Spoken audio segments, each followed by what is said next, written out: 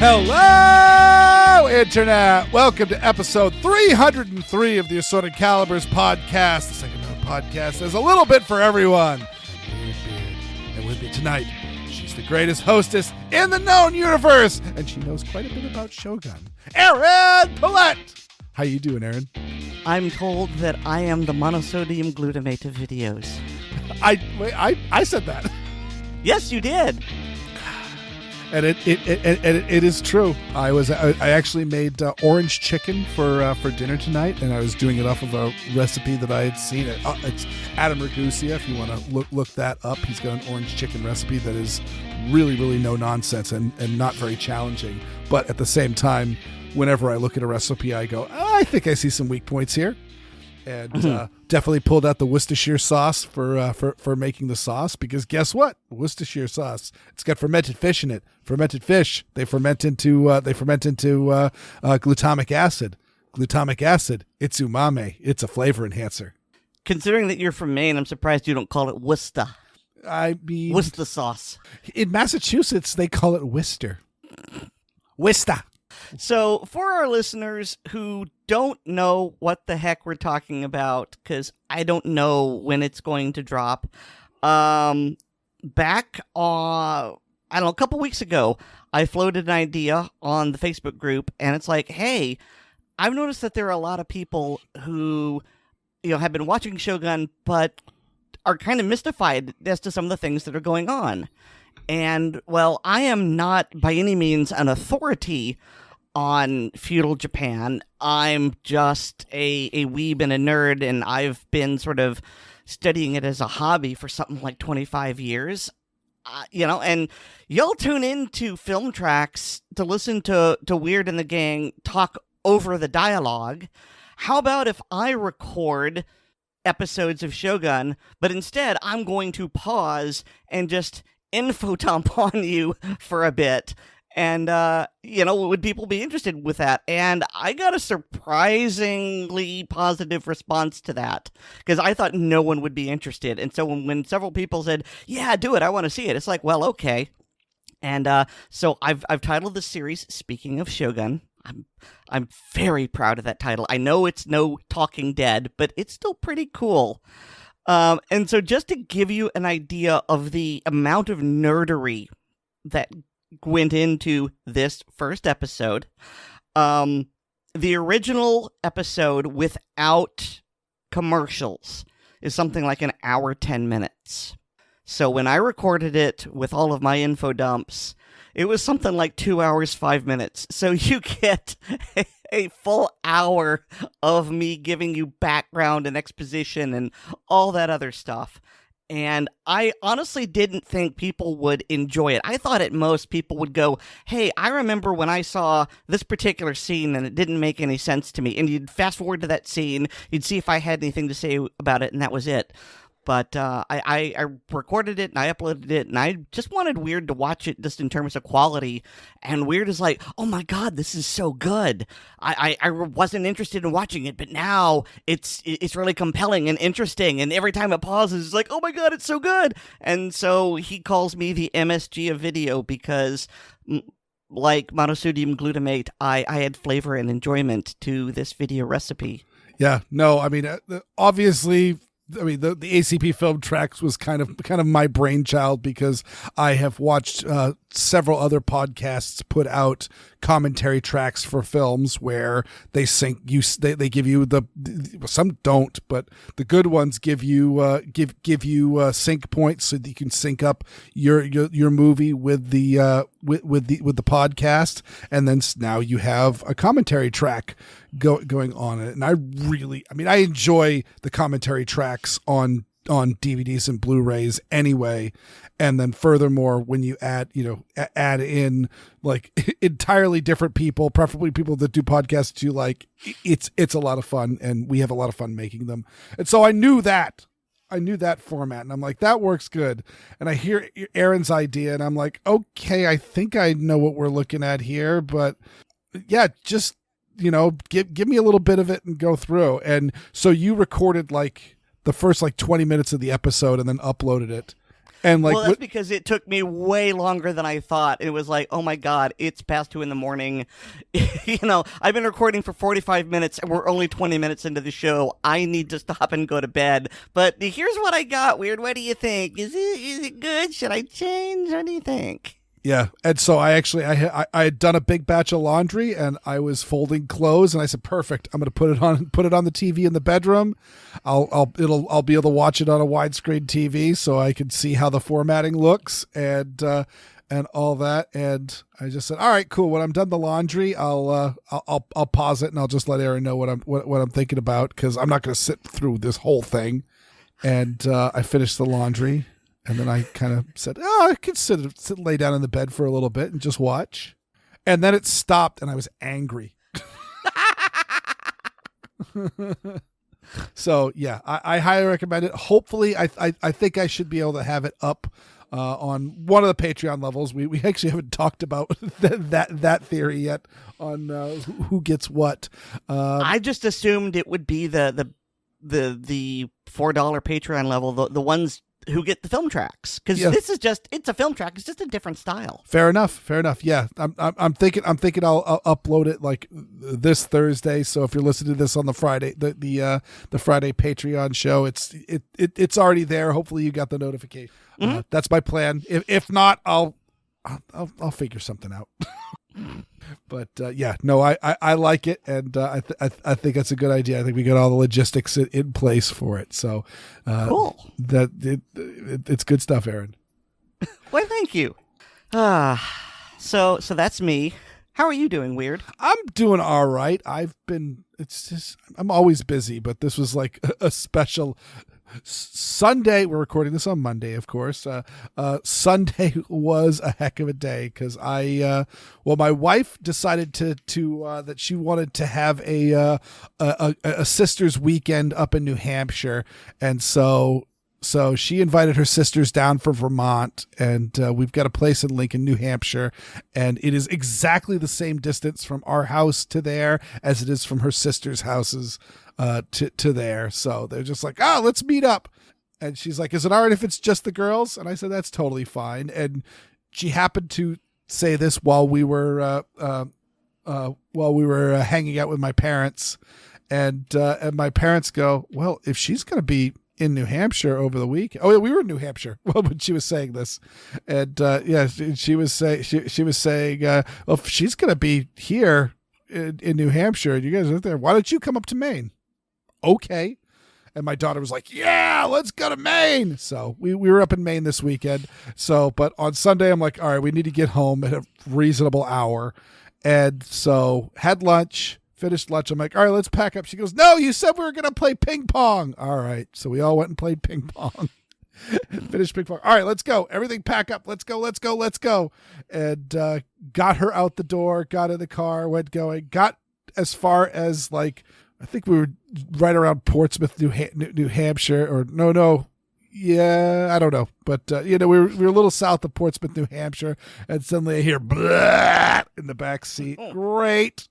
Luckily, she caught it in time. She was in the bag, but it was still one of those, like, it just was like, okay. Stopped at a rest stop, got her all cleaned up the car. All right, driving home. Got home. Ryan had been asking to record early for Handgun Radio, so got everything unpacked, then went down, did Handgun Radio. Came upstairs. My wife had come home from New Hampshire, and she and my daughter were fighting over something. And so she's like, all right, I've had it. She went upstairs, went to bed, and talked with her, then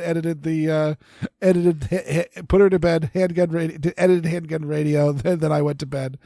And now today. So it was a whirlwind day. But now there's more podcasts. I've said it before. I will say it again. I fear for your safety and your sanity when your daughter becomes a teenager. I really do. And I've said it before. I'm not going to live to see that. Well, when that happens, can I have your guns? Sure. I got a lot of Mosins. Yay! I got a lot of Mosins. Yay! Well, I like Mosins, so that works out. Yes. Oh gosh, I got two more like last week, and I still haven't had a chance to really go over them. Oh. Are they still thick with Cosmoline? No. These are both 1891, so these are both like over 100 years old. So they have lived a long life, both of them, and I just haven't figured out what kind of life they lived. I still haven't figured out my original the first Westinghouse I've got life. As I think I've said on this show many times, and I've said it on my blog because I want anyone to look it up. I've thought about actually calling up the Connecticut National Guard and seeing if they have anything in the archives. That is a story that I've heard that I'd like to track down. But I've got a New England Westinghouse. The Tsar Nicholas commissioned Remington and New England Westinghouse to make a bunch of Mosin Nagants to arm the White Army. And in the middle of the contract, he got unalived by the Bolsheviks. And when the checks stopped clearing, they stopped shipping them to Russia. So a bunch of them stayed here for various for various uses and surplus and all that. But one of them has a U.S. Krag bayonet lug on them, which makes me think that it was used as a training rifle by the domestic forces because they may not have had enough 1903 Springfields. And so, but I don't know. So I need to try to find some training photos, some armors information, something in an archive somewhere that shows a National Guard unit, preferably in New England, because again, the gun was made here in Massachusetts, and I found it in a gun shop in Massachusetts. So the chances of it not going that far is quite possible. But yeah, so I don't know. I need to know the story behind it because I need to know the story. You know, when you mentioned about the checks stopped clearing, for just a moment, I thought you were talking about people from the Czech Republic. I know. When a lawyer tells you that the check is in the mail, you don't believe him. If you know, you know. Oh, so yeah, that's the extent of it. It's getting towards the end of the school year. There's a whole bunch of stuff going on around here, and so yeah, that's that. So, but we got podcast, and so yeah, let's start off. Let's go into the news. This first one's kind of an addendum to one of the news stories from last week. Is that the Uvalde families? They're back at it again, and I mean, I think they're firmly at the stage of throwing poop against the wall to see what sticks. Yes, they are suing FedEx and UPS, and this is like the thing that really boggles my mind, is that they are saying that because the shooter at the Robb Elementary School, the killer, jerk, awful person who is the number one person responsible for all of this, they ordered the AR-15 that they used online and had it shipped to a local gun store. And they're trying to make the claim that he ordered it before his 18th birthday, and therefore that makes it bad, even though by the time it arrived and he took possession of it, he turned 18. I believe he took possession of it on his 18th birthday. Well, according to the article, it says the shooter officially purchased the gun minutes before his 18th birthday. So he was like, you placed the order at like 11:58 p.m. or something like that. Oh, well, yeah, but he ordered it from a location that was not the gun shop he bought it at, because it was shipped by FedEx.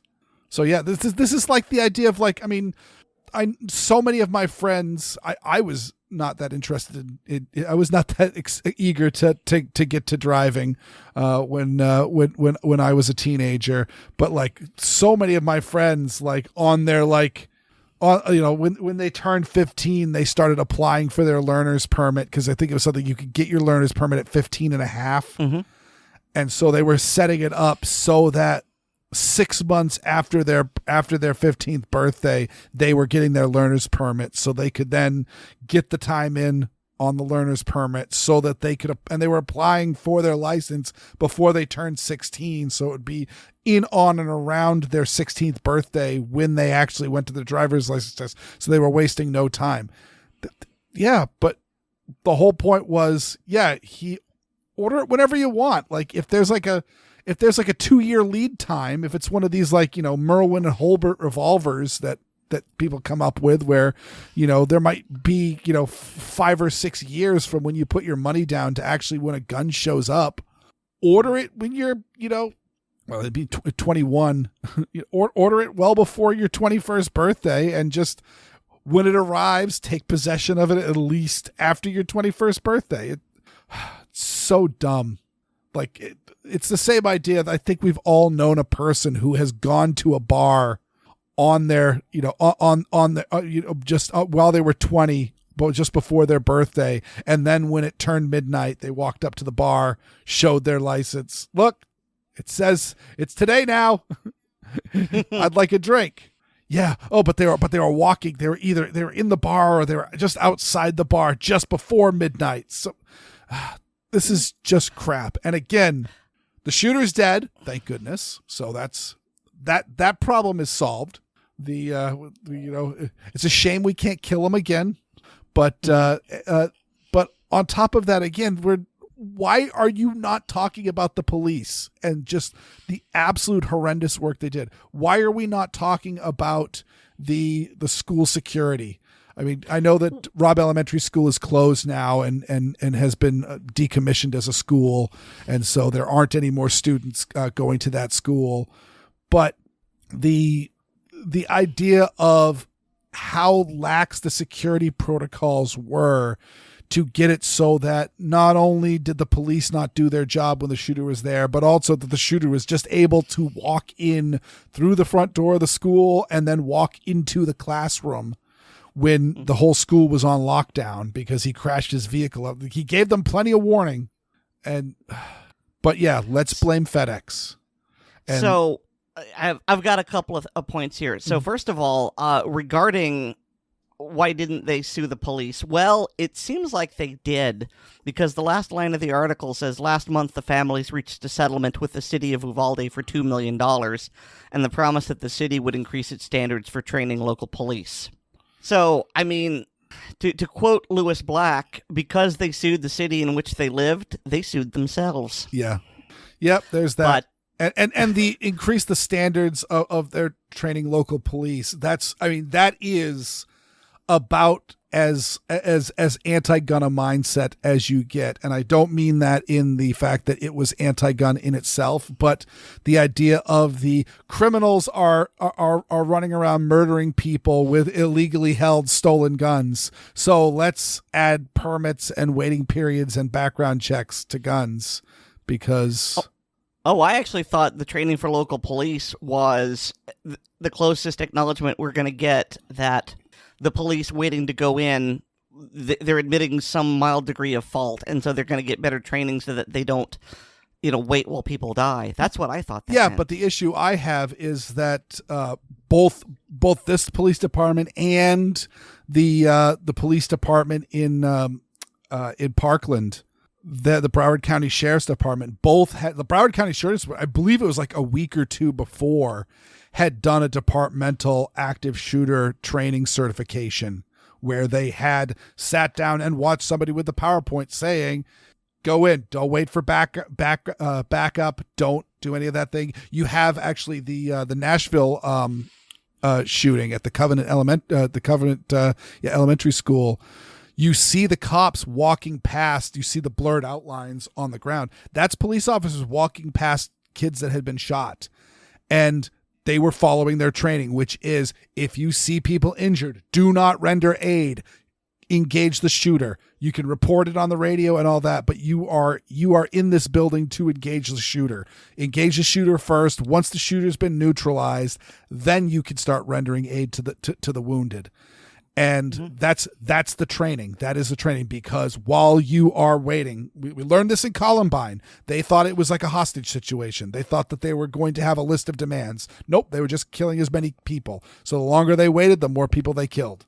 And that was what happened in Uvalde. That's what happened in Pulse. That's what happened in Parkland. That's what happened in Virginia Tech. The longer they waited to go on, the more people got shot. And as soon as somebody decided to step in and start shooting at the bad guy, that's when good people stopped getting shot. And that's the training. And they had been certified. And the Uvalde Police Department had, I think theirs was like, within the last 6 months. But it was not in the distant past. It was within the calendar year they had received active shooter training. So it's one of those, we need better standards for police training that they can sleep through and won't get punished for not following. Mm-hmm. So, following up on reasoning why they are suing FedEx and UPS. So, FedEx was used to ship the AR-15 rifle, and the suit claims that FedEx didn't verify the age of the purchaser. So apparently, anytime any mail delivery system takes a package, they're supposed to verify the age and the contents of what they're shipping to make sure that they're shipping it to the right person. I mean, it seems to me that should fall very squarely on the shoulders of the business from which this is being purchased. I mean, I'm not saying Daniel Defense did anything wrong, because I don't know. Daniel Defense shouldn't even care. Daniel Defense should care about one thing. All right, you are ordering a rifle. This is a restricted item. All right, where are we shipping it to? And they immediately see we are making a transfer to an FFL. It's going into their books. I mentioned the Mosins I just bought. I called up it happened to be at a Bass Pro shop in Iowa. And so I called up them and said, I would like those guns. Okay, cool. Here's the email. You can send your FFL information. I sent a scan of my FFL to them. They got it. They documented it to their books. They sent it to me. I documented it in my books. And away we go. That's how it is done. There's no need for age verification because they have an FFL. That's legal. I have an FFL. I assume, I think you need to be at least 21 to apply for even an 03 FFL. There, you're done. And then furthermore, when this dude showed up, he had to fill out the background check form and all of that information with all of his pertinent things. If he was not, in this case, since it's a long gun, if he was not at least 18, they wouldn't give it to him. If it was a handgun, they would say, sorry, this is a handgun. We can't give it to you until you turn 21.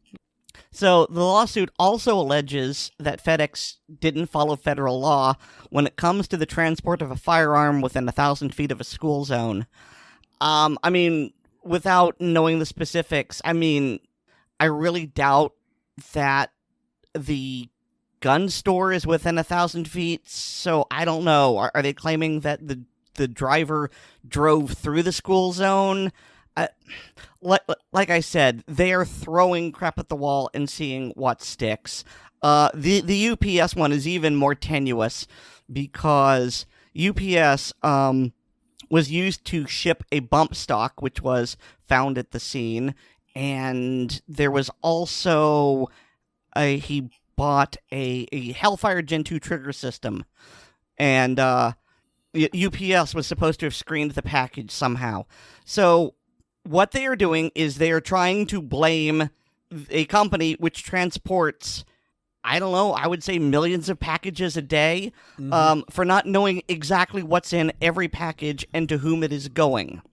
And I'm going to quote here. I'm quoting the article, which is quoting the suit, and it goes, quote, UPS and FedEx acted in combination and or collusion to provide AR-15 modified to machine guns to persons under 18 within school zones. Effectively, UPS and FedEx acted as illegal gun runners to a juvenile. End quote. So I'm not a lawyer, but this seems very much like a stretch, and I don't think they're going to win, but I don't think the purpose is to win, although if the plaintiffs win, they'll be nice.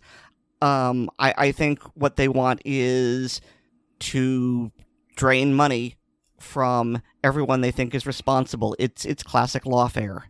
And it depends. Yeah, it's hard to see how much they're in bed with anti-gun groups as well. If they're deeply in bed with the anti-gun groups, which like the Phillips family is a great example of that, where the Brady campaign took them in, actually made them part of the Brady campaign, offered them a pro bono lawyer, had them sue Lucky Gunner.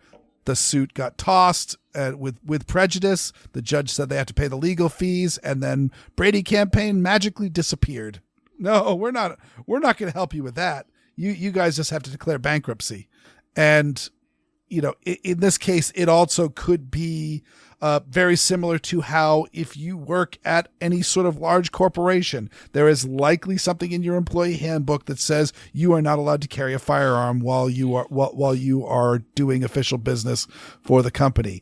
And the statement behind that is that some lawyer sometime somewhere, I'd love if someone wants to do a segment on that, if somebody anywhere there knows the history of where that little piece of legal boilerplate came from, I would love to hear the background of it. But essentially the premise that I've always been told was that, hey, if somebody pulls out a gun and shoots at somebody else, well, number one, if they're wrong and they're your employee, you could be sued for letting your employees wrongfully, shoot somebody while you're in your office. Or if they're, say, shooting a robber that is robbing your store and they hit a bystander, well, the company could be sued because they got injured in your building by an employee. So instead, places like 7-Eleven say you can't carry a firearm there. So if you end up shooting shooting a robber that's holding you at gunpoint, well, the police will say that was justified. They were holding you at gunpoint, and 7-Eleven say you broke company policy. We're firing you. Although really, you shouldn't be protecting a company. I mean, obviously, if you are in fear for your life, do what you need to do, but don't draw a gun to protect the company's money, because they wouldn't do the same for you. Oh, I 100% agree with that. And honestly speaking, I would not draw a gun to protect my money. Even if I was just had like several $1,000s in cash on me, hey, guess what is a lot cheaper than defending yourself in a self-defense case if it goes, if it goes to the courts? The several thousand, like more money than I can carry. So if somebody would, but how do you know that they are just going to take your money? There have been actually, in the case of a lot of these convenience stores where they have the tills that automatically empty themselves every so many hours, so that all the money of the day isn't just in the register. In that case, there's been times when the thief comes in, they hold the person up at gunpoint and realize that there's only like $200 in the register. That's all they got, and they were expecting like $1,000. They can get angry, and they have been instances where they have shot a complying clerk because they didn't like how the robbery was going down. So I would say I wouldn't even draw a gun to protect property, but if someone's using deadly force to try to persuade me for my property, well, when I give them my property, they still have deadly force they could use against me. It's not like, all right, cool, I'll give you the money, you give me the gun. No, they still, and they're someone without honor. So how much do you trust them? But either way, it's lawfare. It might be designed to make it for those of us that buy guns, gun parts, ammunition online and have it shipped to our homes.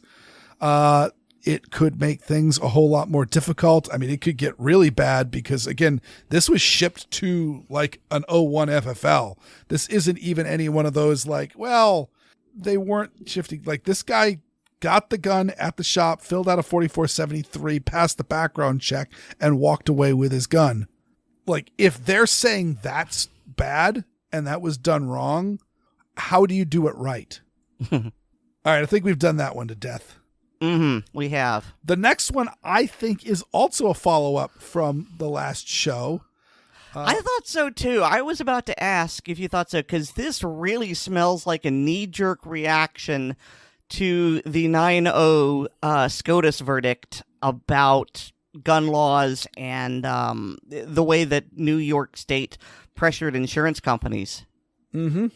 Yeah. So the headline goes is from the Reload. Bank of America walks back gun lending ban.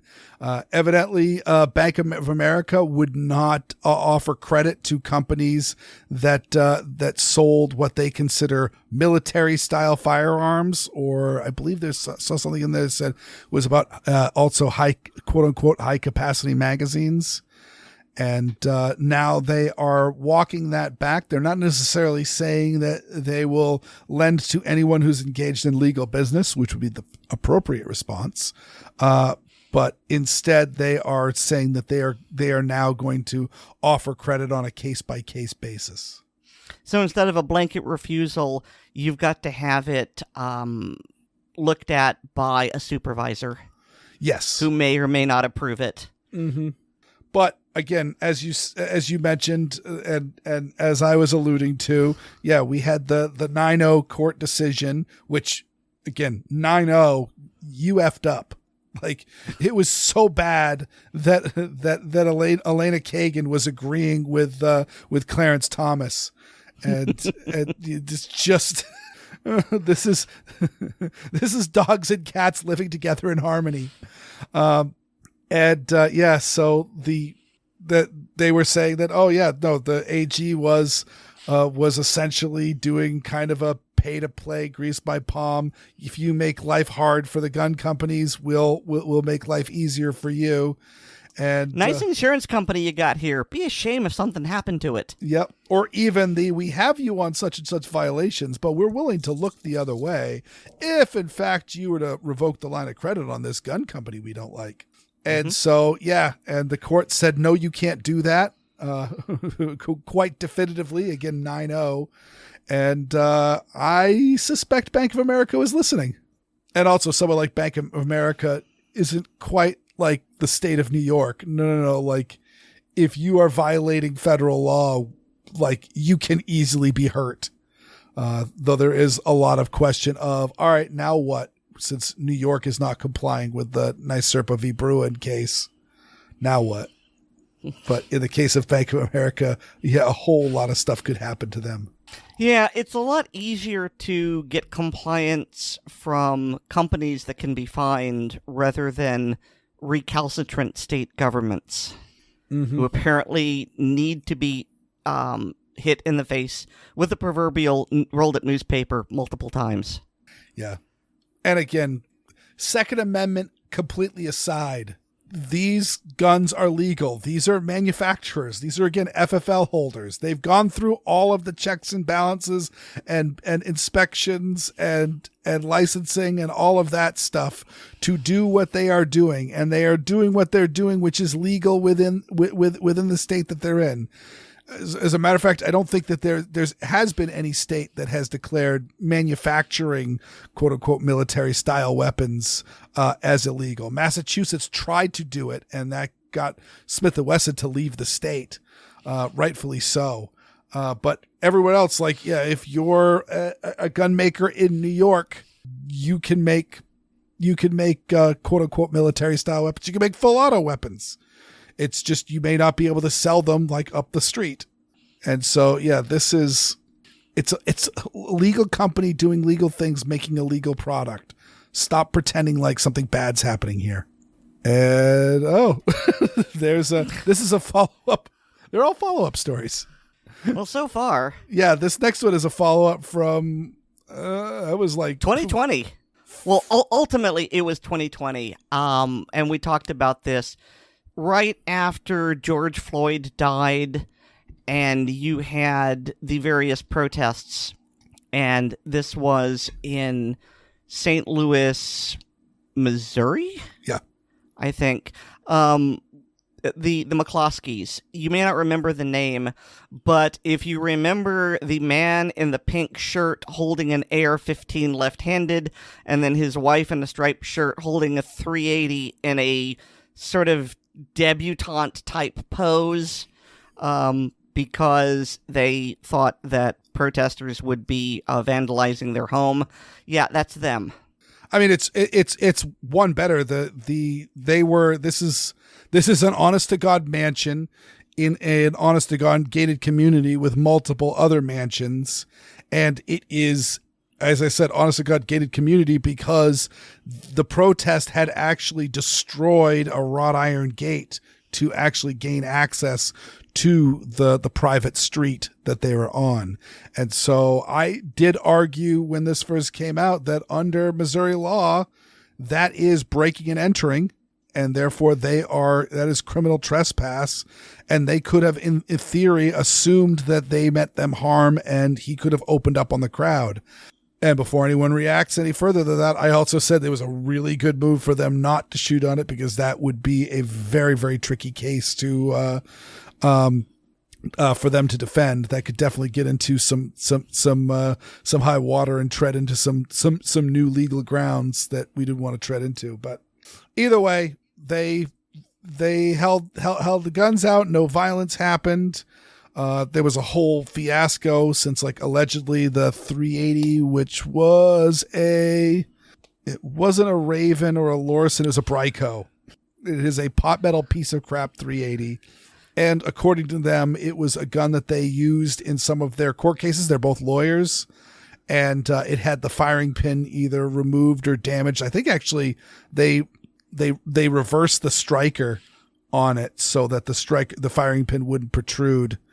And there was a whole big thing with the court act. Somebody from the prosecution, because they were charged, actually took the gun apart to figure out why it wasn't working, figured out that it was put back together wrong, and put it back together the correct way so they could test fire it to confirm that it worked. And that was considered kind of tampering of evidence, because no, that was not a live firearm, and they knew it was not a live firearm, and that was the whole point, though I don't necessarily agree with that point. But either way, they were charged. It got bumped down from a felony to a misdemeanor, and now it has been. Well, as part of that misdemeanor plea, though, they had to surrender those guns. Okay. Yep. That's an important point here. Mm-hmm. That was the deal, and so I don't know where I was going with that. Continue. Yeah, but they have the case has that conviction has been expunged, so now it no longer exists under the eyes of the law, and so Mark McCluskey. But back it up a bit. First, they were pardoned by the governor. Now, I'm not sure why, after being pardoned, you still have to have it expunged. Maybe it's just they had the record destroyed. I'm not entirely sure.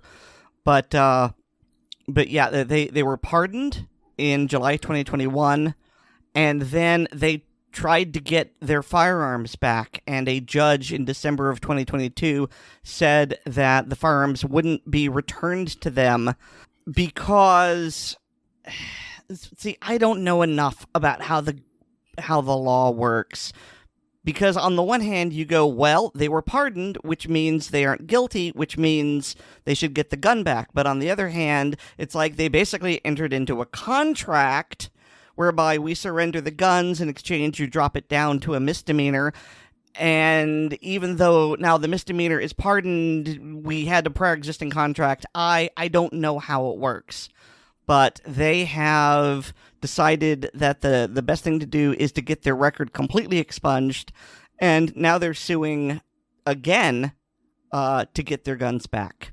Yeah, and I don't know because I know, if your sentence is commuted, which I believe was what Trump did for the sailor on the submarine that had taken a selfie of himself and sent it to his parents. And the Navy discovered that there might have been some sensitive materials in that photograph that he was sending out. And so therefore he was essentially mishandling classified documents, got dishonorable discharge. He got his sentence commuted. So he still was dishonorably discharged and has that, but he just doesn't need to serve any more time. Yes, I was about to say the difference between a pardon and a commutation is that the pardon relieves all guilt from the individual. Mm-hmm. A commutation says you're still guilty, but we've decided you've served enough time, and so you're released. But I believe the expunging just means that it's voided. It doesn't exist anymore. I wonder if the pardon means that it's still on your record. It's just not, and I don't know. This probably they're just being jerks and saying, no, we wanted to nail you to the wall and you beat that, so we're mad at you. But either way, they're trying to get their guns back. I suspect because the guns were surrendered, that people in the department were either the department sold them off for money. I mean, that is a Colt AR-15 with a carry handle. Those are quite desirable firearms. The Bryco is not a particularly desirable firearm, but you could get a few bucks for it. I would suspect that those guns may have found a new life somewhere else already. I wouldn't be surprised if the Bryco had been destroyed. I know you said it can be sold, but I haven't heard good things about Bryco, and they might just go, trash it. Yeah, they may have. I would have bought it because I like Trash Panda guns. So in our last story, there was a gun that was turned over for destruction, and it resulted in a negligent discharge. So I'm going to let Weird handle some of this later, but he's been talking a lot, and I want to talk about this. So this is up in Maine, and I'm sure Weird has plenty to say about the Maine Gun Safety Coalition. But here's the thing. So there was this, it's not even a gun buyback. They're calling it a gun give back. You don't even get money for it. You just surrender it. And upon surrendering, it was being handed over to a foreign company, something called, Humanium Metal, which is, it's a Swedish NGO, and allegedly specializes in destroying firearms, and then they use the metal to create modern art and other objects. So they were taking one of the guns which had been surrendered, and it was a black powder weapon. And no one checked to see if it was loaded. And it was. And so as they were cutting it, it ignited the gunpowder, and the gun discharged negligently. Now, the good news is that nobody got hurt. The bad news is that this black powder rifle, the musket round, that's what they're calling it, a musket round, damaged 2 vehicles. I don't have any information as to how badly damaged they were, but it hit 2 of them. So holes were made, is my guess. Holes were made. I mean, it probably went through at least one windshield to hit another, but maybe it went through like a door panel or something. So 2 people had some bad days. Their cars were shot. But worse is this group that is supposed to be an expert in destroying firearms that doesn't think or doesn't know how to check to see if a gun is loaded or not, and they just start sawing. And I think that the funniest thing here is the article speculated that they could be fined for this because the discharging a firearm near buildings can be a Class E misdemeanor. And so, considering that they negligently discharged a firearm, this firearm disposal company could be cited. People could be arrested. And this was also in the town of Old Orchard Beach, Maine, which is a coastal beach community that is very thickly settled. The neighboring town of Old Orchard is a little bit more rural, and so I'd flip a coin on whether or not that town has a no discharge of firearms ordinance. I would bet solid money that OOB has a law against discharge of firearm within the city limits, and they discharged a firearm, which at a police station in front of cops. And so I'm looking at the picture, and it's pretty lame. They say that they received 11 firearms, but they're counting as firearms a BB gun and a shotgun, but just the barrel and the receiver. So it's not functioning. I mean, yes, the receiver, it's technically a firearm, but it's half a gun. You could not literally shoot it. Yeah. There's like a bucket of ammunition. I'm guessing that this is people who, like a family member died and they inherited the guns and they didn't know what to do with them. Well, I will note, Aaron, that if you're looking at the stock photo at the top of it, that was a recent gun buyback in the town of Skowhegan, which is like 250 miles away from Old Orchard Beach. So none of these guns are the ones that discharged at the police station. So the picture doesn't even match the article. Layers and layers of editorial oversight. I think they mentioned that this same group had recently been in Skowhegan, which, shout out to my brothers and sisters in Scow Vegas. That is a textile mill town that's way up in the western part, out in the wilderness. I actually interviewed for a job at a fish farm that was there. And I was kind of bummed that I didn't get it, though my life would be very different if I was working there.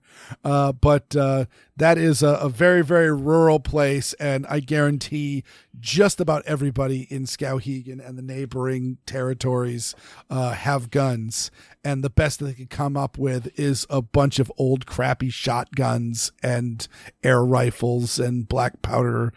Looks like one of them might be a black powder gun. You're throwing away ammunition. Why?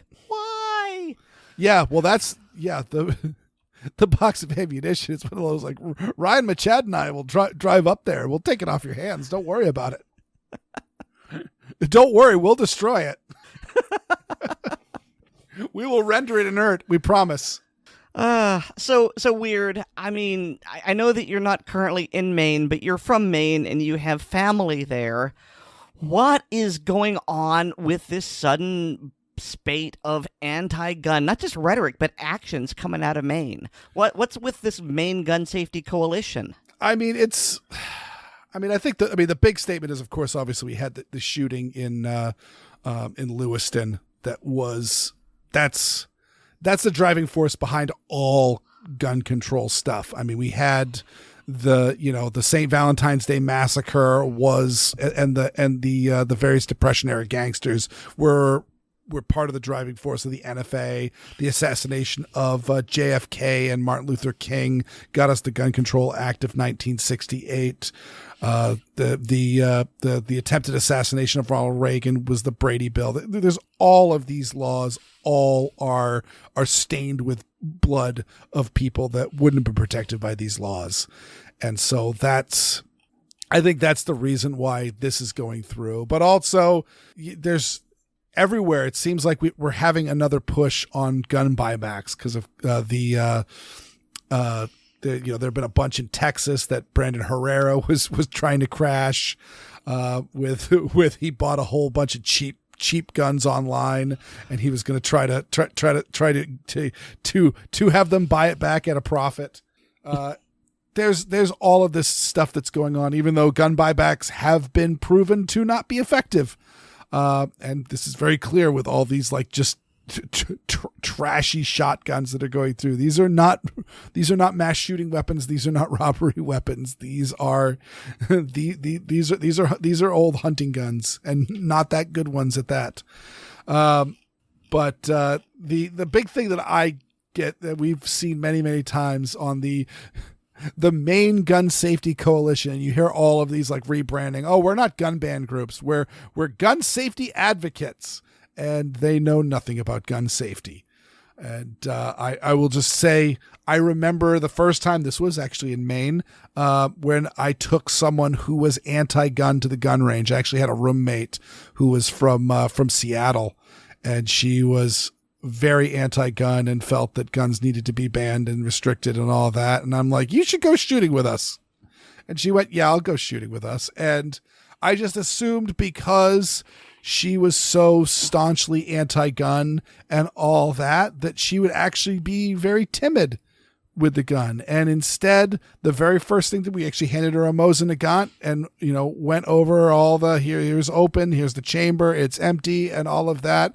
And then she swept the entire firing line. And we're like, what are you doing? Took it out of her hand. We told you can't do that. The 4 rules of gun. We'd already gone over the 4 rules of gun safety, and I'd gone over it like the day before so that she would have them in her head. And she went, yeah, but you showed me it wasn't loaded.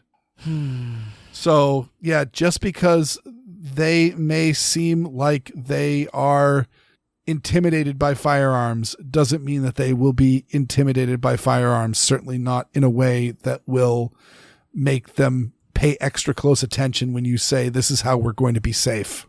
And certainly on the we're the experts here. We're going to take these guns away and just start cutting on a loaded black powder gun, which is even a firearm, at least per the ATF. Yes, it's a firearm, but no, you can just order those to your doorstep. Well, I thought, according to the ATF, it was only a firearm if it was used in the commission of a crime. That actually may be true for at least, I don't know about the ATF. I don't think there's any federal statutes, but there's a ton of local statutes that do say if you are using a firearm in the commission of a crime, it adds like multipliers of sentencing. And I believe that, non-firearm weapons still count for firearms in the condition of those. And obviously, if you're committing a crime with a black powder gun, they're going to take it away from you. This week, David talks about shooting lowlifes. I'm sorry, that's low-light shooting.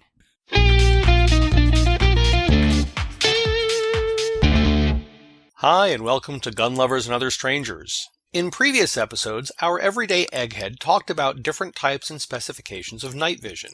However, the price of quality equipment can be prohibitive for many people. So in this segment, I'd like to give a brief primer on shooting while using a flashlight.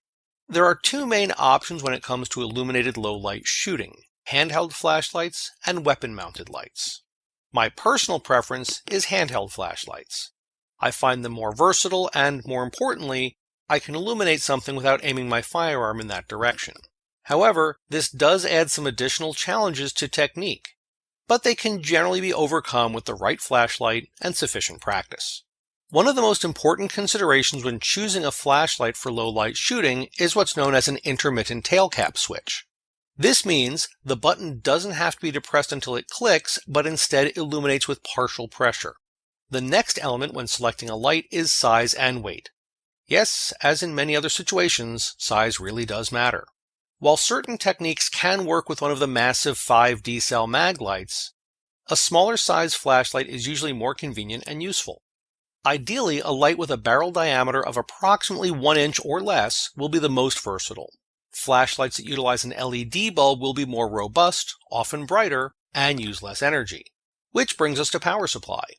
For many tactical handheld flashlights, the CR123A battery has practically become the standard. While these batteries are long-lasting, they're both more expensive and less common, at least in retail locations, than standard AA and AAA batteries in both the alkaline and lithium variants.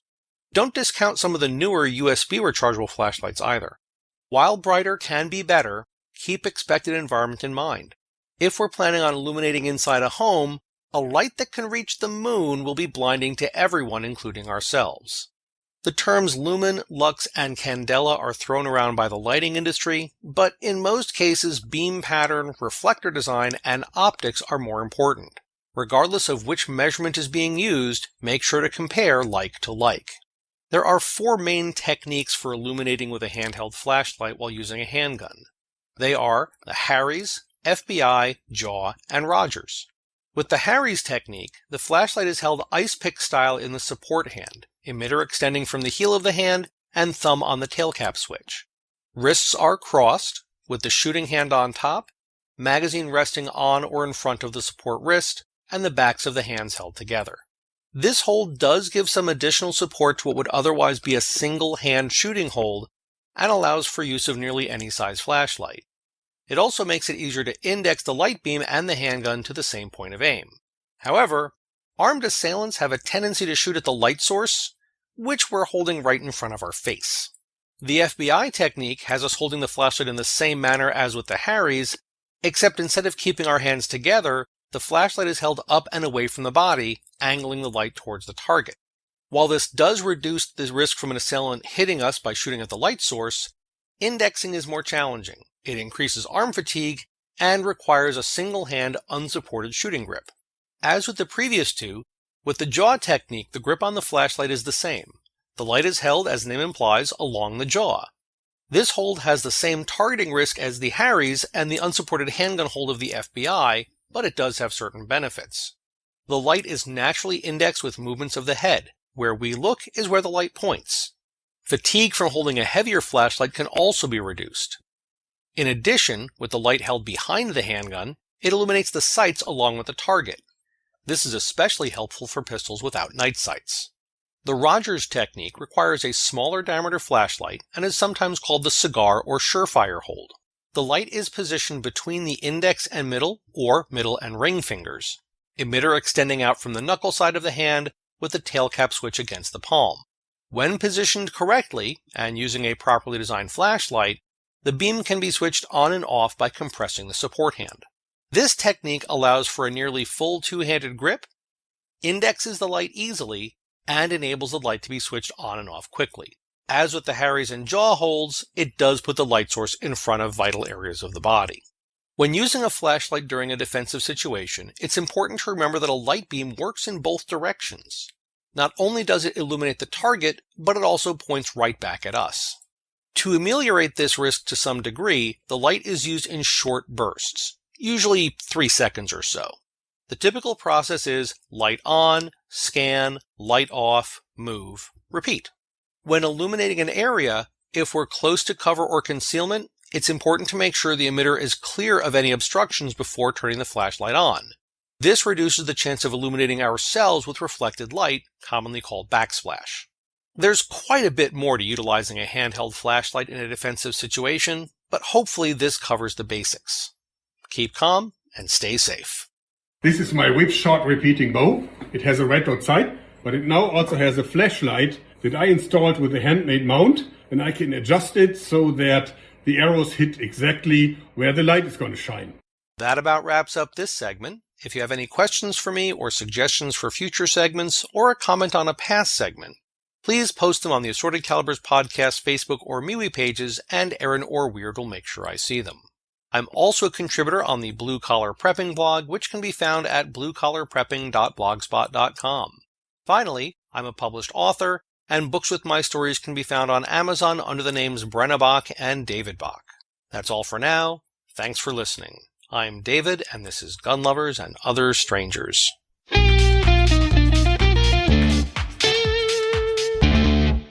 I have to say, I included, just because, and this really wasn't intentional, but I'm kind of in love with it now, I got myself this Nebo Torchy. I had heard that Nebo made some affordable and nice flashlights, and they do. And I got this first one, which is my Nebo Slyde King. I'll put a link to that in the show notes as well. I had put that there and all that. I saw a good deal on that and bought it. And like I've discovered often when buying knives online, oh, this thing is gigantic. But essentially it's a flashlight, but it also has an LED band in the handle that you can extend out, and it turns into a lantern. And it's got a magnetic base, so you could like stick it on metal surfaces. It's really useful. I take it camping. But actually I keep it on my desk because just sometimes it's easier just to use this flashlight than to get up and go across the room and turn the light on if something happens and drop something in the dark. But either way, So I decided, I'm going to make sure to buy a small one. And I'm getting the Nebo Torchy. And this thing is like the size of a tube of lipstick, but probably twice the diameter. And it's got the button on the side, which I originally thought was not as good as a tail cap actuator, which there are reasons for both of them. But because of the size of this thing, I can pinch it between my thumb and the knuckle of my index finger and hold it pretty steady, and then use the remaining index finger and the rest of my fingers to do a support grip on my gun, which also has the light pointed in the same direction as my gun. And so it turns it kind of into a weapons mounted light, except you don't have to deal with those weapon mounted light holsters. I don't like them. They always leave like a huge gap that makes me nervous. And then 2, I use my flashlight all the time. I don't want it attached to my gun. And if I can help not carrying like multiple flashlights, I mean, I guess in theory, have one on the gun and have one in your pocket, but I like it this way. Okay. I mean, I'm a big fan of weapon lights, but that's because I really prefer long guns.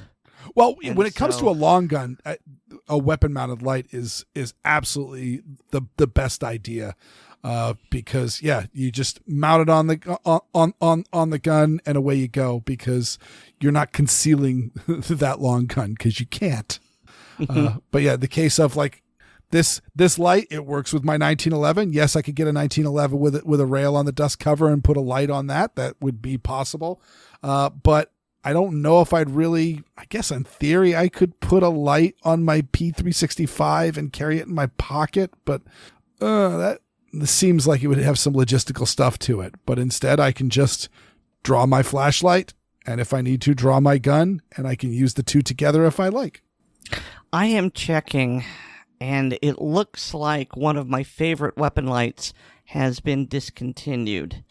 I got mine something like 8 years ago at this point, and it was from LaserMax, and they created a light called the Manta Ray, because it had a little snap-on, because it had wings to snap onto a Picatinny rail, and the rings were kind of reminiscent of a Manta. And the reason I think it's really interesting is because instead of throwing white light, it threw green light. And the reason for that, they said, is that our eyes are optimized to pick up different shades of green. And that goes, way back to prehistoric times, both for hunting and foliage, and also for, checking to see, is this plant edible or not? And that's why our night vision is in shades of green rather than black and white. Mm-hmm. Just our eyes are better suited for that. And so because of that, they could turn the actual, I don't know if it was Lumen or Lux or Candela or whatever, but they could turn the intensity down but get the same amount of illumination, and that would also protect you against backsplash, because inside your home, most of your walls are painted some shade of white. And so you don't want that splashing back and reflecting on you. And so, and I've checked this in the house, and that green light works really well. It does illuminate, and of course there is going to be some backsplash, but it's not as bad as a white light shining on it. And I really like it, but apparently they've stopped manufacturing it. And the only place I can find it is like on eBay for several hundreds of dollars. So I don't know if anyone else has used it, has experienced it, but I really like mine. Yeah. And actually, you reminded me, trying it out in your house, I will have to say that one thing that I like to do, which is at the end of the night when I'm putting my gun away, I could just put my gun away, or I could, especially since my armory's in the basement, I could pick a spot on the wall that is underground and do a combat draw on it. And of course, obviously, I'm not putting my finger on the trigger or anything like that, but I'm just getting the gun up and the sights on the target. And it's just a good way to get that muscle memory of your draw in there. And also, I will sometimes clear my armory at nighttime without turning the lights on. I'll just pull out the flashlight and we're going to clear it this way. And it's just a good way to get things familiar in your hands so that you have that just muscle memory. Okay, weird pivot from muscle memory to raising pigs. Speaking of muscles, you know what kind of muscle I really like, Aaron? Your hog. Well, or pork. That also has a double entendre. Thank you, Aaron. Oh, Miles is going to be talking more about his livestock farming. This time he is going to tell us all about raising pigs.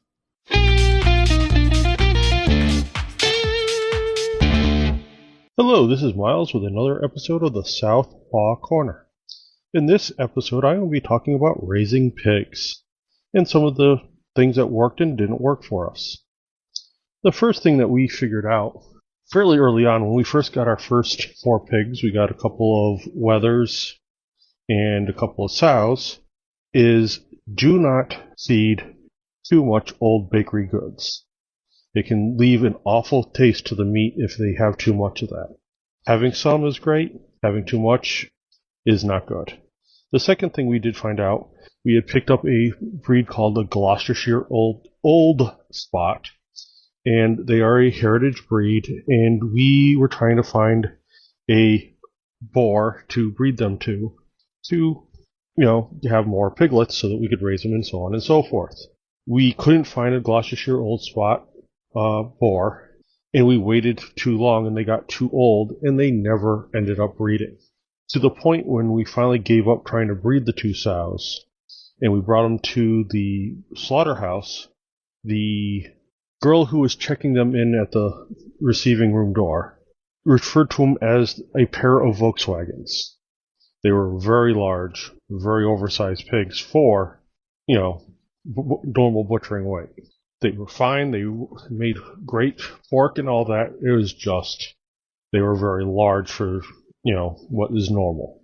The other issue we had run into with the first 2, the wethers, and part of what we found out was choosing the right slaughterhouse. Some slaughterhouses are very helpful and help you find the right things and how to, butcher and slaughter it and all that. And this the first slaughterhouse we used, not the one with that called them Volkswagens, but the first one, the biggest issue we had was that they, 1, didn't trim the fat well, and 2, their vacuum sealing packaging was subpar. And we also found out that we went on the wrong day of the week to drop off. They have 2 different people that do the vacuum packing. One guy does it one day, another guy does it a different day, and it all depends on what day of the week you drop off your animals. The other thing we did find out, how we found the better slaughterhouses, we found this smokehouse that we really liked, and we asked them, hey, when you get meat in from a processor to do the smoking, which processor do you prefer? And they said, you want to go to this one. It was the Royal Butcher. And it was true. That was the right place to go. We went up there. We asked them for a cut sheet before we went up, because usually you have to fill out a cut sheet, what cuts you want, whether you want chops, roasts, stuff along those lines. They would not let us fill it out ahead of time. We get there, they have a sit down with their butcher, and he would say, okay, out of this section of the pig, what do you want, this or this or this? And he would tell you what cuts you can get and what you'd have for leftovers if you did that.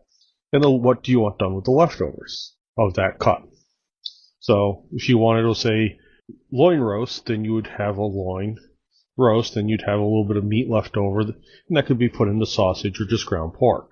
The other thing is, you get to your bellies, how do you want them prepared? Do you want them cut ready to smoke? Do you want them just cut to be sold as is? Stuff along those lines. So then we dropped off the pigs, they had them processed, picked up all the meat, brought the bellies down to the smokehouse to have the bacon made, and we also dropped off some of the ground to turn into sausage, which both were extremely good. Green Mountain Smokehouse, if you ever need to stop by someplace and you're in Vermont, is the place to pick up any smoked pork or beef products. They do a wonderful job. The other issues we've had with pigs was, one is we had some fairly smart pigs, and they learned to bury the electric fence until it shorted out, and then they'd get their nose underneath the panel fencing that was behind the electric fence and lift it up out of the ground and go on walkabout. And a couple of times they ripped up the neighbor's lawn and stuff along those lines. And that was part of the reason why we got out of raising pigs. That they were just, we couldn't keep them in their pens properly without literally walking the pens 2 or 3 times a day. And we lived too close to a major route that if they got into the road, we could be in a lot of trouble. The other issue we had with the pigs, which, I mean, I call it an issue, it really wasn't terrible, was moving them or getting them into trailers. Because originally we were told, oh, you just put a bucket over the head and you can back them anywhere you want. Well, that didn't work very well, and one of the times we tried to load up the first couple of pigs is when I severely pulled and bulged the disc in my back and was bedridden for a week. Because I tried to pick up the rear end of the pig and walk it like a wheelbarrow to get it into a place to secure it again. Pigs have a tendency to decide that this is where they're supposed to be, and they'll stay there unless they get bored. So what we ended up doing down the road after we first few times of trying to get them to go from one place to another was we would back the back end of our trailer into their pen, secure the fence around it, and then feed them for about a week in the trailer so that they get used to going in and out of the trailer. Then, the day it's time to ship them, you throw, the night before I should say, you throw a little bit of grain in there, they go in, you just close the doors and let them spend the night there, and the next morning you drive them up. That worked out very well. The only issue we ever had doing it that way is one time they did rip a panel off the side of our trailer, and I had to fix that. But that was a quick fix, and I reinforced it with some wire paneling to make sure it didn't happen again. Overall, raising pigs was great. Our biggest issue was keeping them where they're supposed to be and not having them wander about the neighborhood. In the future, if we ever got pigs again, what I would have already told my wife is that we are going to do a cement wall with fencing on top, embedded in the ground so that they can't get back out. That is, raising pigs and one of the things we've come up with. As I said, finding the right butcher in a good smokehouse is the best thing you can do when you're raising pigs. Thank you. Have a great evening or day. And if you have any questions for me, just ask Weird or Aaron to pass me along a message. Thank you and have a good day.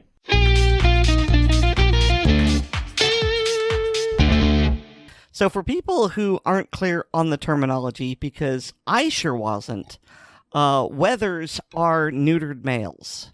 So I guess that's a term much like gelding. I mean, I know that females are sows and non-neutered males are boars, but I'd never heard the term wethers before. The other term that I wasn't sure of, he mentioned a heritage breed, and so according to Tiny, who didn't write the article, but he chimed in and said, a heritage breed is an older breed of hog that hasn't been selectively bred like most hogs are now today, and they'd be bred for meat. And so if people watch Clarkson's The Farm, the hogs that he raises would be considered a heritage breed. So there you go. And of course, I will have to say, I don't know if you were in the same boat as me, but as I'm hearing Miles talking about raising pigs, a certain line from the movie Snatch popped into my head. You need at least 16 pigs to finish the job in one sitting, so be wary of any man who keeps a pig farm. They will go through a body that weighs 200 pounds in about 8 minutes. That means that a single pig can consume 2 pounds of uncooked flesh every minute. Hence the expression, as greedy as a pig. And also, for those that are super duper into comparative anatomy and or butchery of animals. I actually hadn't seen this one before. There's a group out of Ohio. They call themselves the Bearded Butchers. I think it's called White Feather Butchers. I forget what the name of their butcher shop is, but they're in Ohio, and they often will do videos where they will take an entire animal and break it down into various chops, and they'll do stuff like they'll take like 2 sides of beef and they'll break down both sides differently to produce different cuts of meat. And I have linked an hour video of them breaking down an entire pig, and it's pretty awesome. But they don't have the head.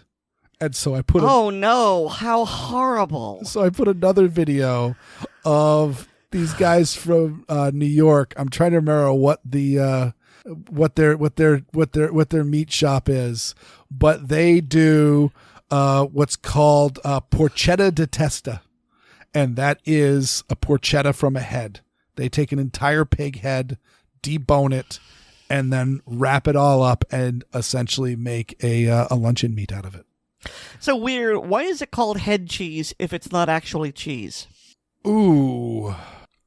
Now I'm trying to remember, because when I grew up, my grandmother would often eat criton, which is a product similar to head cheese, but is different than head cheese. I know criton is often made from boiled down head meat. And all that, and essentially it's formed into like a pate, and so and it's eaten by, like, you put it on toast or crackers, much like you would do with like a spreadable cheese. That might be why they call it that. I'd need to look it up. Okay, so they're calling it that based on texture. I believe, yeah, texture, and the style from which you eat it. Okay. Because I just remember looking at that, and it's like, this is in the meat section. That's not cheese. Why would you call it that? Yeah, and I'm on the Wikipedia page. Head cheese it is a cold cut terrine, so it's essentially jellied meat pieces, and it looks really good. I love all these like processed meat products. You know, it's been a while. I haven't seen some of the really odd things that I used to see in the supermarket. I remember things like olive loaf. You know, it's been a while since I've seen olive loaf. And yeah, actually, I remember like that was something I always asked my parents for when we were at the grocery store. And it was always one of the foods that they just said no to. And then when I became a grown up, well, That was when I became a grown up. When I was a kid, there was a couple of times where, like, I know that I kept asking for handicap hot fries from the vending machine at one of the places that we went to, and then suddenly I had my own money. I was old enough to have my own money, and I bought myself a bag of them. And I didn't like spicy food at the time, and found them to be unpleasantly spicy and not good tasting.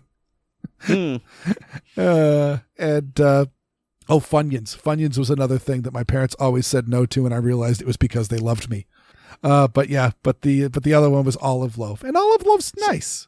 I mean, it's just so I've eaten Funyuns, and I'm not choosing this hill to die on defending them, but they're not bad. So what's your objection to them? This might be specific to me, because another food that I can't eat are like blooming onions. I find that when I eat Funyuns, I eat a couple of them. And they're like, that tastes really, really good. And then I eat a couple more. And then suddenly the entire universe tastes like onions, and it won't go away.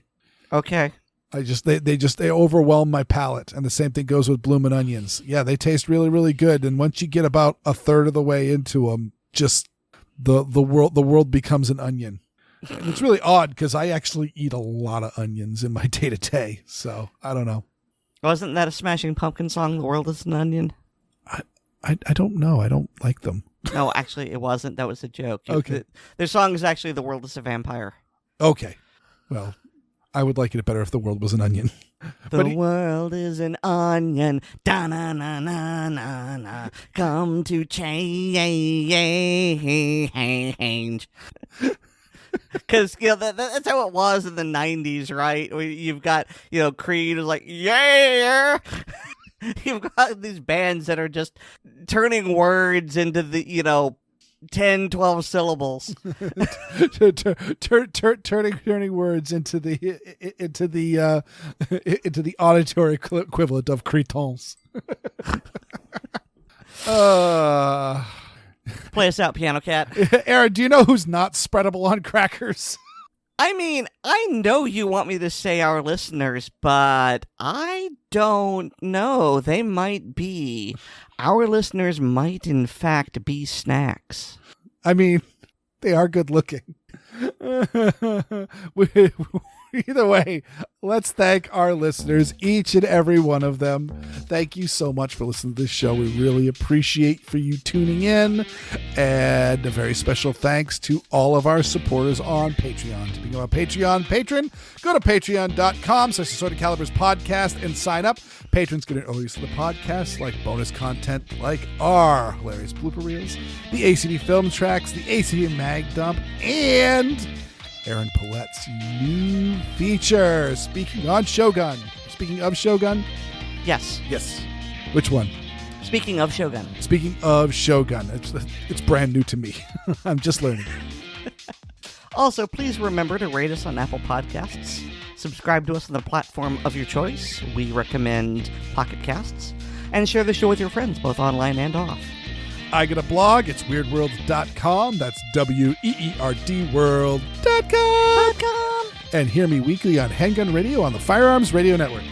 And you can get more from me at Linktree/Aaron Paulette. That's linktree.ee/Aaron Paulette, all one word. I didn't get an E out of you. You sure did. It just sometimes doesn't come through in that, but you'll hear it in the final show if you ever listen to it. All right. You watch yourself, buddy. And thanks to Nate Spencer for our music. I'm monosodium glutamate, and he's wasabi. Our flavor profiles are assorted, and so's our podcast. Good night, everyone. Good night.